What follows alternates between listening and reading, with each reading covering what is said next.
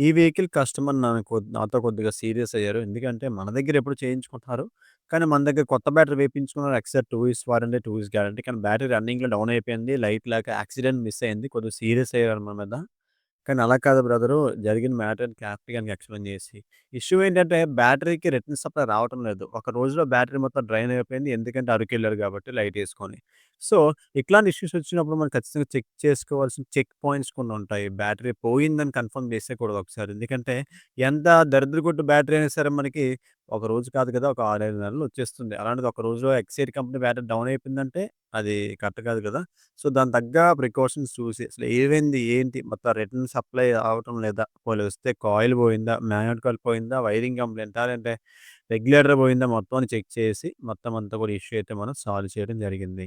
కానీ ఇవన్నీ ఎలా చెక్ చేయాలి? మీకొక డౌట్ అయితే రైజ్ అయింది. ఆ చెక్ చేసే విధానాన్ని నేను ఫుల్ వీడియో చేసి మన ఛానెల్‌లో అప్‌లోడ్ చేశా. ఆ వీడియో చెక్ చేసేయండి. అలానే ఇలాంటి ఇన్ఫర్మేటివ్ వీడియోస్ కోసం మన ఛానెల్ సబ్స్క్రైబ్ చేసుకొని ఇన్‌స్టా అకౌంట్‌నయితే ఫాలో చేసేయండి.